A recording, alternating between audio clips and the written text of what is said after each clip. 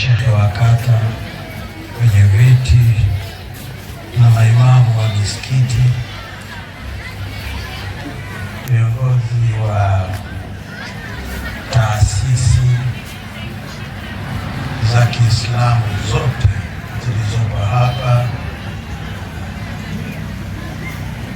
kina mama wa JUAKITA na asasi zingine za kina mama, wakufunzi, walimu na wanafunzi wenzangu, assalamu alaikum wa rahmatullahi wa barakatuh.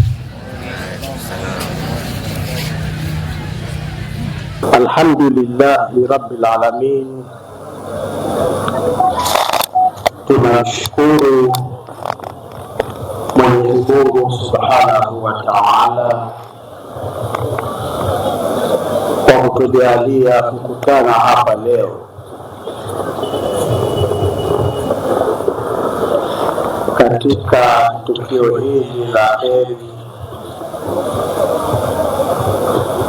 la kufunga rasmi kambi yetu ya mafunzo ya ujasiriamali na maonyesho ya bidhaa za washiriki katika uwanja huu wa Mgera.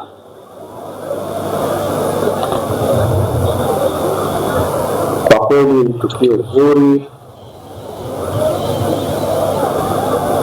ambalo sio tu tunafunga, lakini tunashuhudia na kuona mafanikio ya kazi kubwa iliyofanywa hapa. Tunamshukuru Mwenyezi Mungu na tunakuombeeni kila la heri.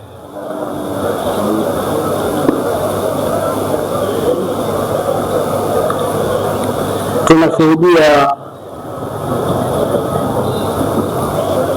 mafanikio ya kazi iliyofanywa hapa na matunda yake. Wakati tunazunguruka hapa, tumepitia mabanda yote na kusema kweli tumeona bidhaa bora nzuri zenye viwango vikubwa na zote zinavutia. Lakini mimi nimevutiwa sana na bidhaa fulani pale ya mafuta ya kuondoa vizaha kwenye miguu.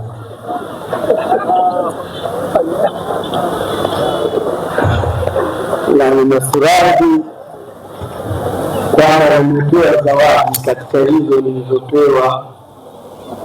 Hii hapa akaniambia, shehe, tunakupa zawadi yako. Nikaogopa labda nina vizaka, nikaangalia nikaona alhamdulillah sina vizaka, lakini imenifurahisha sana. Kwa hiyo jambo la kufurahisha kwamba vijana wanafanya kazi nzuri za ujasiriamali ambazo leo tunaziona, sio nadharia tena, ni matendo tunayaona. Tunaona ufundi wao katika majiko ya oili, na mimi nitanunua moja. Tumeona mkaa maalumu wa kupikia shilingi 500 kilo, na mimi nitanunua kwa ajili ya kuunga mkono, na mgeni rasmi najua atanunua mkaa hapa. Sasa yale ambayo tulikuwa tunasikia tunaweza kuyaona sasa, ni kazi za mikono ya watoto wetu. Kwa hiyo hili kusema kweli ni jambo limenifurahisha sana kwamba watu wanafanya kazi kwa mikono yao.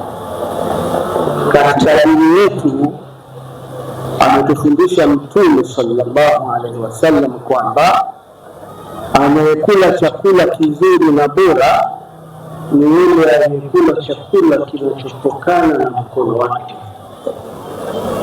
Ma akala ahadukum ta'amu qattun khayrun min an yakula min amali yadayhi, hajapata mtu kula chakula bora kupita chakula anachokula mtu kinachotokana na jasho lake mwenyewe. Kwa hiyo tunapowajengea watoto wetu ustadi wa kuwa wanaweza kuwa wanafanya kazi zao za mikono ili kujipatia kipato chao, tunatengeneza Waislamu wenye nguvu sana. Walmu'min qawiyun khairu min mu'min dhaifi wa fil khairi kulli, Muislamu mwenye nguvu na uchumi ni bora kuliko Muislamu maisha yake ni kuombaomba. Tunakuwa tunafanya kazi ya kuvunja hii misingi ya ombaomba. Mtu anapokuwa anaomba anakuwa anavunjikia na heshima, kwa sababu kila mtu anakuona kwamba huyu bogas hana jambo, maisha yake yanategemea watu wengine. Unapiga porojo unapata hela, wakati mwingine unaweza kuua mtu na hajafa ili upate hela. Baba kafa, mke wangu kafa, mtoto kafa, ili upate hela. Sasa hauna jambo katika maisha yako, na ni maisha mabaya, ni maisha yasiyo na heshima, ni maisha yanayokufanya siku zote uishi bila hakika. Waqul i'malu fasara Allahu amalakum wa rasuluhu, fanyeni kazi zenu, Mungu ataona mkifanya kazi zenu vizuri na mkono wake ataona.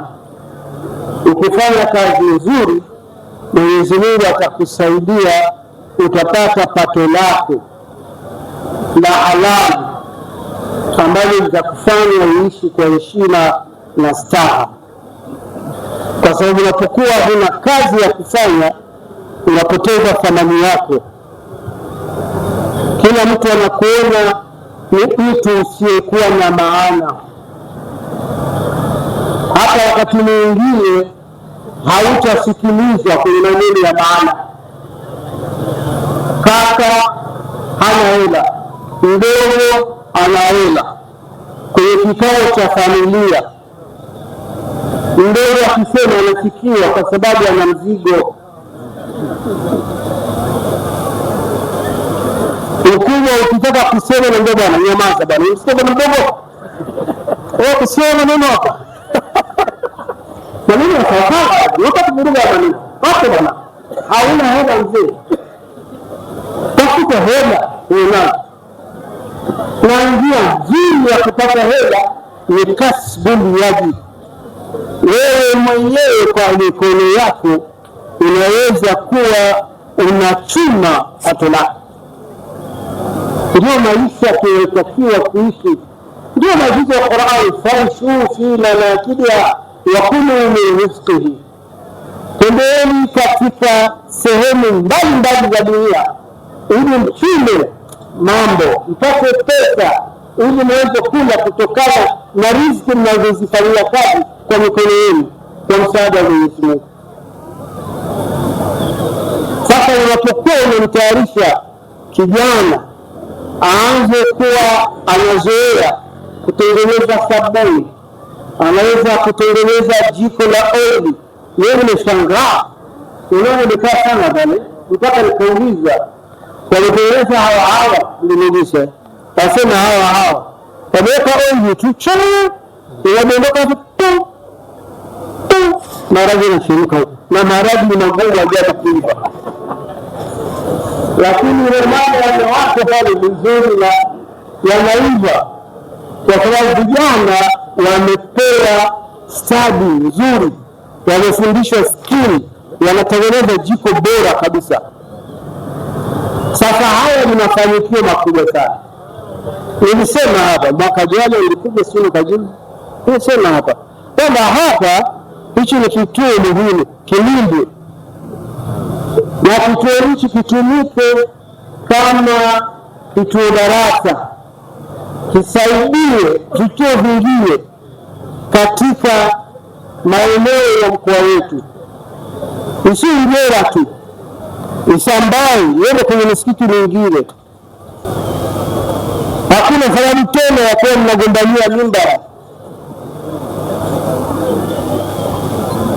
Ukijua kijizoana unataka kuwa imamu, ili uwe imamu basi unaweza kushika jembe na kulima, wewe unaweza kupiga mvuba unaunganisha chuma, wewe unaweza kutengeneza jiko unauza, hata kama utakuwa unabeba maji ili upate pesa yako, alafu unakuwa imamu, utakuwa na heshima katika msikiti. Hakuna mtu atakunyeshea kidole kwamba imamu wetu wanamezidi kila siku mzinga, wanatukana sana na imamu. Licha ya kuwa wana kazi nzuri ya heshima ya maana, wanawafundisha watu, wanawaongoza watu. Kwa sababu imamu hafundishi tu, imamu anafundisha ndoa au anakosea hafundishi ndoa, anafundisha sala, anaongoza sala, anafundisha ndoa, lakini pia anazika. Lakini imamu ndio anaanza kudharaulika. Imamu akiitwa kwenye harusi atapelekewa gari ya maana kuja kufunga ndoa, wakati wakirudi atapewa hela ya bodaboda, na kama hakujisikia, hakuelewa vizuri, anaweza kuondoka kwa mguu, kazi yake imekwisha. Hapana tamani ile, lakini ukiwa uko vizuri hamna shida. Imamu unafundisha, unaongoza watu, na mfukoni kuna mzigo. Kuna mgonjwa msikitini, unatoa hela, imamu unatoa mchanga kabisa, nyekundu unatoka pale, hawakusemi. Kila mtu anasema ana mzigo, tulia. Sasa haya ni mambo hayatokei tu kwa bahati, haya mambo lazima yatengenezwe. Sasa haya ndio yanayatengeneza haya mambo, yanayatengeneza, yanayaanzisha. Sisi tunayapokea, lakini tunayapokea vizuri. Toka mwaka jana nilisema hapa, nikitarajia kwamba mwaka huu tuone misikiti mingine Kigoma mjini, Kigoma mjini hapa karibu tu alana hii. Kule ni ugozi wa madhehebu, hii Shia, hii Wahabia, ndio kule. Toka tuone ugozi wa hawa mambo, hii msikiti mbili haya na hiyo inaanzisha mengine. Inakuwa msikiti ina hela.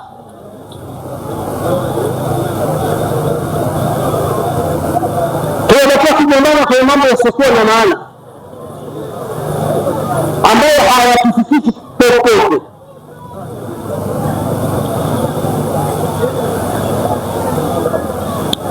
Yanatuongezea chuki. Unakuta mtu kusali hatoi mchango wa kusaidia mambo ya dini, lakini bingwa fundi wa kukosoa madhehebu za wengine.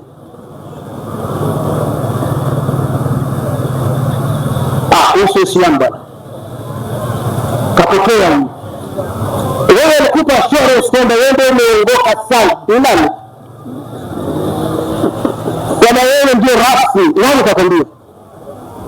Kullu العلم يعمل على شاكلته فربكم أعلم بمن ضل عن سبيله وهو أعلم بالمهتدين.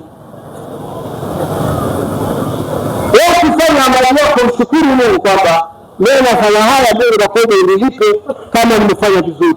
Kama nimekosea nisaidie, niongoze nifanye vizuri. Wewe mkukiwa hapa kazi yako kuja kukosoa watu, wewe tu hapa uje kumwabudu Mungu, jitahidi kufanya ibada kwa kiasi unachoweza. Swala ibada ya nani imekubaliwa, ya nani haikukubaliwa, sio yako. Bwana umejipa kazi ambayo kupewa.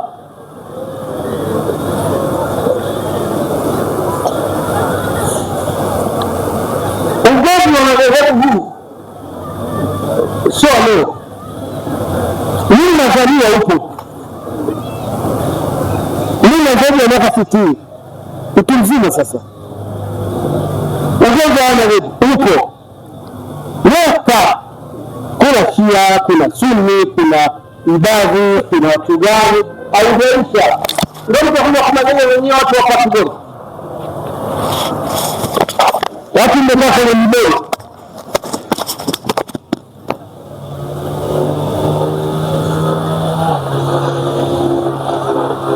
Kazi yetu sisi ni kuungana, kushirikiana. Pale ambapo tunaona tuna wajibu wa kuungana, tuungane. Inapokuwa kuna mambo yanayokufanya tuachane, kila watu wafanye kufuatana na itikadi zao, wafanye. Tukubaliane kutokukubaliana. Ni hata fasaha kiasi gani, siwezi kumbadilisha mtu itikadi yake anayoamini. Siwezi. Na wale hawezi kubadilisha. Ile niambia kwamba kuna Mungu zaidi ya mmoja. Siwezi. Hata wewe unajua kusema vipi, huwezi kubadilisha. Siwezi. Sasa tulijue kwamba ndivyo tulivyo. Wewe una msimamo wako, mimi na msimamo wangu, tuheshimiane. Wewe unaona kwa Ansarusuna, sawa. Shida kitu gani? Si Mungu ndio yeye.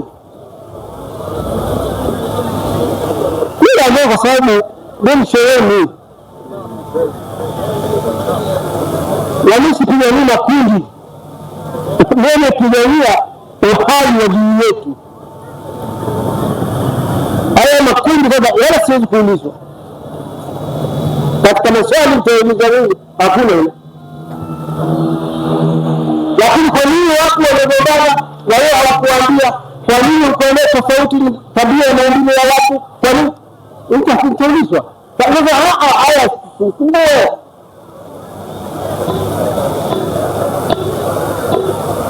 ndio Ansarusuna Uislamu. Ndio Uislamu, sio kafiri. Hii dhana kwamba ukiwa Ansarusuna ni kafiri sio sahihi. Narudia tena. Ukisikia mtu anamuita Ansarusuna kafiri, anaweza kuwa na shida ya kuelewa mafundisho ya dini yenyewe. Hadi Uislamu kama sisi. Sisi tunataka kutoka kwenye utumwa mmoja. Kwa sababu wale ambao ni maadui wa Uislamu wanatoka kwenye grupu moja. Mmemsikia yule waziri wa ulinzi wa Marekani anasema hakuna tofauti kati ya Sunni na Shia au watu wa Uislamu, maadui zetu, tutawapiga wote tu, hawana maana. Kabili ya wazi. Wewe unataka nani akwambie? Saudi ni nani?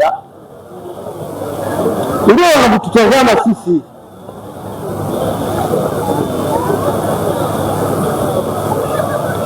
Sasa mimi napenda nitumie hadhara hii kuwazindua kwamba haya magomvi tulishamaliza.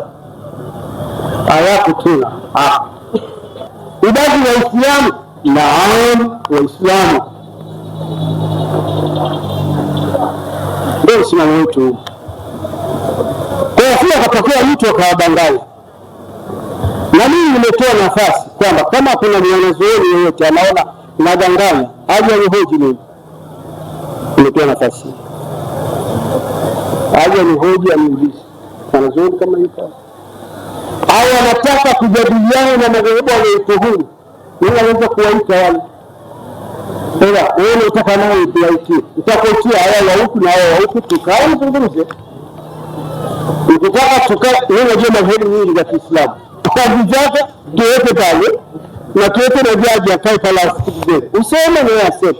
Haya mambo mmekaa kwenye masikito mmetukanana hatufurahishi. Hauwezi kuwabadilisha watu wa Sunni wa Iran wakawa Shia, uwezi. Wala hawezi kumtoa Sunna akaja kuwa Sunni, haiwezekani. Kila mtu ana mambo anayotazama na anayozoea. Na msimamo wetu ndio huo. Na tunatetea hivyo. Na ndio maana kuna mafanikio makubwa. Haya matokeo ya shughuli hii hapa ni matokeo kwamba tumekutana madhehebu zote. Madhehebu zote wanafanya kazi. Madhehebu zote wanafanya kazi. Wote wako hapa. Na amesema haya yanafanyika ni jitihada za kamati ya kuendeleza Uislamu, ambapo kamati ya kuendeleza Uislamu haimbagui Muislamu yoyote kupitia taasisi wala madhehebu. Yoyote mwenye uwezo wa kutoa sadaka yake ya maarifa, ya muda, ya nguvu, anapokelewa na kuja kutoa sadaka yake. Ndio unaweza ukaona leo hapa tuna msururu wa walimu hapa kwa Kadiria. Wapo wanaamini kwenye Wanswari, labda wapo wanaamini kwenye Usuni kama ambavyo tunaitana, lakini hayo hayakuwa ni vikwazo, tumeunganikana na leo tumefikia haya tunayoyafanya. Kama tumekutana wote hapa, tupo na madhehebu zote, ndio mambo ya Kiislamu haya. Hayo mengine ni ubabaishaji wa kutafuta riziki tu. Hakuna hiyo nyingine. Kila mtu anataka asema khalis tuwara. Tofautiana na wengine utapata umaarufu, utapata na mzigo. Sasa ukikaa wewe unafuata nafsi utakuwa humo. Pingana na wenzako. Unatoka kwenye njia unakwenda kisoto kule. Ili upate umaarufu wako. Mambo ya kijinga. Sasa tusikubali haya mambo yasiyofaa. Tuyakatae kwa sababu yataendelea kutudhoofisha. Sisi tunahitaji mambo kama haya yaweze kufanyika katika mkoa wetu, katika kila eneo. Kila mtu afurahie kukutana na mwenzie. Hata bila kujua watu wana uhusiano na marafiki wasiokuwa Waislamu. Hawa hapo. Na miamala yetu inajulikana. Unafanya miamala na mtu asiokuwa Muislamu, na mnalipana kama ni biashara na kadhalika. Mambo yanaendelea. Wala Uislamu hauzuia ya mambo. Wala uruhusiwi kumdhulumu kwa sababu ni Kristo. Haina ruhusa. Hata kudai. Ile Kristo kundi ni ya dini. Wewe kofi wewe na kusema. Umekopa rudisha hata kama ni Kristo. Ina biashara muda wangu. Kama nikukubaliana katika biashara. Ndio mafundisho ya dini. Dini inafundisha uhuru. Hata ukiona kwamba huyu ni Mkristo ana haki zake, si unakataza kwa mke wa Mkristo. Sibaruhusiwa ndio. Huyu bwana ni Mkristo, mke wake huyu si Muislamu, na mimi nachukua tu mwanamke. Hairuhusiwi. Sibaruhusiwa kataza wao salatu min nisaa illa ma malakat aymanukum. Wasalatu min nisaa ni wanawake ambao wameolewa na wasiokuwa Waislamu. Kwa hiyo mimi nasema kwamba hichi ni kituo kizuri cha mfano, kinatuonyesha namna ambavyo tunapaswa kuwa. Kwa hiyo tuone kwamba ambukizeni haya mambo. Nimefurahi yule mwalimu Alama ametuachia kopi. Ni nzuri. Ufundisho msikiti wa Ijumaa, bora watu hivi wanakuja wanaonyesha. Msikiti kuna wengine vizuri na baba wasikii. Itakumoa kuna hajui. Sasa wote mtu baya na mambo leo ndio nafikiri nini. Umefahamu? Wanaanza watu ndio mambo ya sawa. Hivi ndio wana vizuri. Muambukize na watu wengine waweze kusaidia na kunufaika na haya mafunzo yaliyoko hapa. Sio mambo madogo, ni mambo makubwa. Bahati mbaya tunayafanya kwa sababu hayana utamuko mkubwa, lakini naamini inshallah hili tutakwenda mbali, kwa sababu inatufikisha mahala ambapo tunaonyesha njia. Hii mnakwenda kuondoa fujo kwenye misikiti. Misikiti yote itakuwa shwari. Kila msikiti una kazi zake, unafanya kazi. Basi mnaita misikiti kazi tu. Mbona nyingi kazi za misikiti? Kazi za misikiti sio kuswali tu. Unafungua msikiti dakika 5, unaufunga dakika, unafunga masaa. Hii msikiti tunafungua muda gani sasa? Dakika 5 au 10. Dakika 10. 10 mara 5 ngapi? 50. Hata saa bado. Saa zingine msikiti unafanya kazi mfungwa. Kwa hiyo na sasa hiyo ukitoa hiyo dakika 50. Sasa na tatu na dakika 10. Nafunga msikiti. Na kuna mwenyekiti wa kamati funga msikiti. Hata ni badala sio bana ndoka baba. Weka mfumo msikiti uwe hai, watu wasio msikiti, watu wafanye mambo mengine, biashara kama hizi zifanyike na mambo kama hiyo, mambo ya Kiislamu. Msikiti hauwezi kuwa mahali pa kusali tu.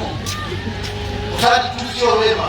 Laisa birra watu kutoa hapo na ndoshi tu, sio wema kusali tu. Sio wema. Hata tu. Kwa hiyo mimi nifurahi sana. Mimi kuja na homa. Na sana kuja hapo. Kwa sababu nikipenda niacha kuja. Kwa sababu nilikuwa na uzito moyo. Na mimi na yeye tumekuwa karibu sana kwa muda mrefu sana. Nashukuru mshauri naye amesema vizuri sana katika kuungeni mkono hapa.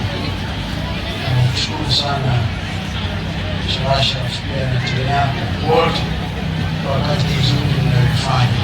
Nafurahi sana. Asante sana. Mgeni wetu rasmi mfikishie salamu kwa ndugu wetu.